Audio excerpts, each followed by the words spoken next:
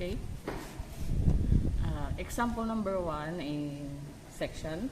The cut view of an object is depicted. Therefore, draw the full sectional front view and half sectional side view. So, dito ang ating front view. Ito, dito yung side view natin. Dahil ang hinahanap is full sectional front view, ibig sabihin, may cut ito dire-diretso doon. Lalagyan natin siya ng cut dito. So, kung kung meron siyang cut dito, ide-diretso daw natin siya, ide-diretso daw natin siya papunta doon. So, dito yung ating cut. Dito yung ating cut.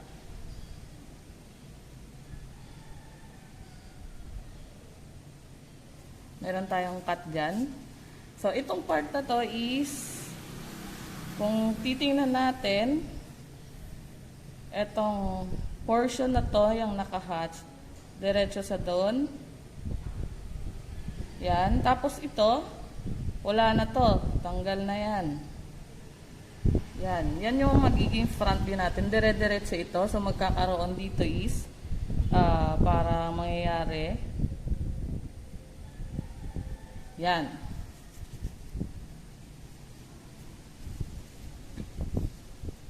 So, yan yung magiging front view natin. Then, next is, so dito yung front view. Next is half sectional view. Pag sinabi natin half sectional view, i-rotate natin to. So, dito yung tingin natin. Half lang siya, it means ito lang yung makakat. Kung ibubuuin natin to, buo yan, dahil nga meron na siyang automatic nakakat na siya ng half sectional. Ito lang makikita nyo sa side at tsaka itong part na to. Then ang top view, wala naman siya hinahanap, pero ilalagay natin siya. Yung top view is yung buo na. So kung papansinin natin, halimbawa, kunin natin yung front view. So lagyan natin ulit. So, yan yung cut natin. Sabihin natin na ito is AA. Yan. So, yan yung ating cutting plane.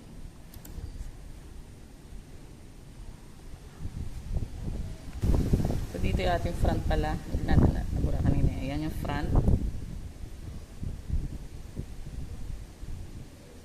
Yan yung ating front. So, ito na yung ating front view. Diba? Yan yung ating front view. Yung sabi ko nga kanina, ide-diretso natin itong part na to papunta dun. So, yan. Yan. So, yan. So, yan yung ating, kasi ang hinahanap is full sectional front view. Ibig sabihin, dire-diretso sa dun yung cut niya. So, ito na yung part na to. Itong naka-hatch dito. Ito yon, itong part. So, itong part na to is ito. Tapos, yung part naman na ganito is ditong part. Kasi, ito tanggal na to eh. Tapos, itong part na yan is dito. Ito. Siyempre, putol din yun. Doon yung part na yon. Next is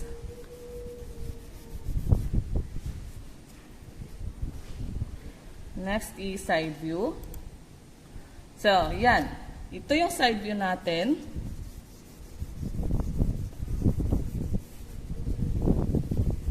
Yan yung side view natin. Ito yung half section. Yan. Ito yon, itong part na to.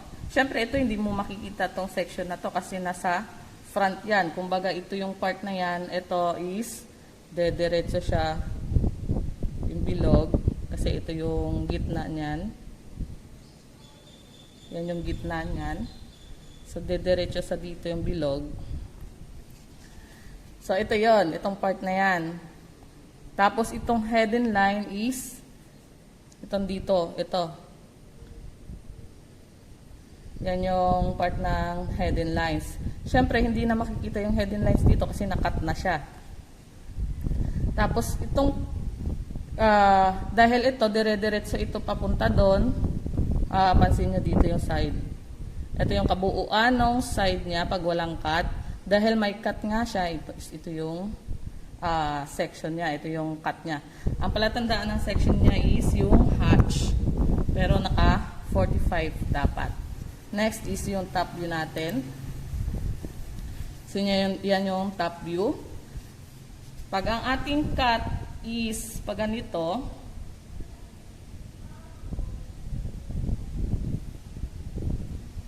pag ganyan yung cut natin, ibig sabihin, merong cut ang top view. Pero kung ang cut nyo is pag ganito,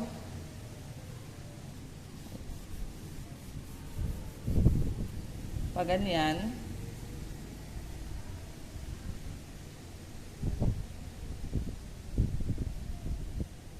yan, ibig sabihin, yung cut nyo is pa vertical, pataas, paputol, pababa. Pero kung ang cut niya is pa ganyan, pa ganito,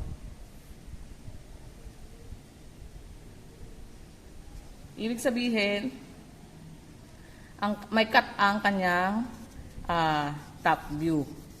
So dahil wala namang cut yung top view natin, buo yung ating top view. Ito yung circle is ito yung part.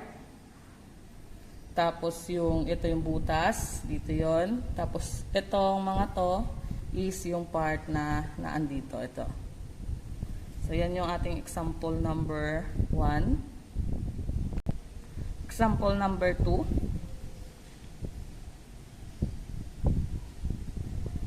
Yan. So ang hahanapin naman natin is full sectional front view, full sectional side view, then top view, used third angle projection. So siguro dito na lang natin ilagay ang ating front view. Diyan natin ilagay. Tapos meron siyang cut.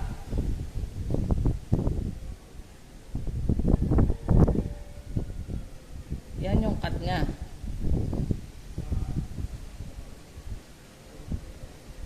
Tapos, meron din daw siyang cut dito.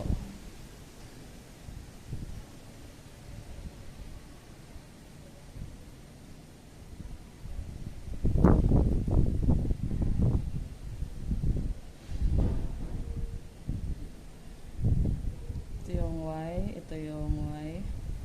So, meron siyang cut dyan. So, ang hinahanap natin is full sectional front view, then full sectional side view. So, kung dito yung front natin, dahil pag ganyan yung ating cut, ang matitira na lang dyan is yung, ito is mai-erase. Yan, mai-erase yan. So, ang matitira na lang is yung kalahati ng ito, kalahati nito, and kalahati nito. Yan yung matitira. Tingnan natin. Yun. So, ito yung naka-third angle tayo. So, dito yung front natin. Ito yung section ng part ng naputol natin. So, erase muna natin to.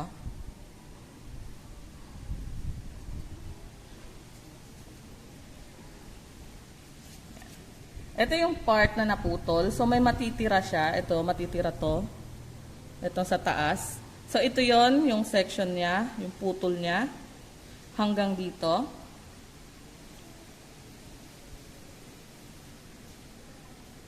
Tapos, itong part na to, siyempre ito yung center line. Itong part na yan is itong bilog. Itong butas dito. Tapos, itong part naman nito is yung butas na naandito. So, kung ang matitira dito is ito, yan, yan. So, ito yung section yan. Tapos, ang side view, full sectional side view. So, may cut siya dyan. Ito, may cut. Yan. I-cut nyo pababa, so mawawala itong part na to. Wala na yan. Wala na to. Yan. Ang matitira na lang is itong part. Yan. Yan na lang yung matitira. Itong part na nandito, wala na yan. Tingnan natin. Yan.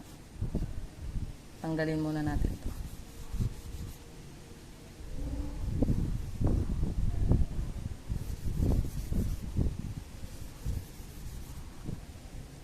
So, kita nyo naman yung line niya dyan. Yan yung section niya. So, natanggal na natin to. Ang natira na lang is ito. So, ito yon, which is ito na naman yung butas. So, imagine nyo ito. Wala na yan. Ang natira na lang is yung part na yan. So, ito na siya. Then, yung top view niya, wala namang nakasection sa top view. Ito yung ating top view. Kita nyo, ang sa top view kasi, ito yung kabuuan yan, which is nakikita yung itong ditong part. Kasi dito ka nakatingin. Diyan yung eye mo. Tapos, ito, kita yan. Kita rin ito. Tapos, itong part na to, straight na yan. Straight na to. Yung slant, straight na yan. Ilan daw yung slant niya, ilan yung itataas mo to. Parang igaganito mo. 20 daw. Galing dito sa part na to. So, maggagawa ka ng line. 10 daw yan. So, 20. Ito yon. Galing dito. Ayun, may dimension na rin pala. Yun. Galing dito is 20. Kasi, ditong part, 20 siya. Ay pareho lang naman yan ng sukat nandito sa taas. So, 20. Kasi ang orthographic is 2D. Naka 3D ito. Tapos, 10 daw yung thickness nito. So, 10. Tapos, yung ditong part, syempre, so, dito ka nga. Yan. Kita mo ito. Yung part na yan. So, ito yon. Tapos yung butas, which is ito. So, yan yung ating sample sa section. Sana mayroon kayong natutunan kung paano mag-cut ng section.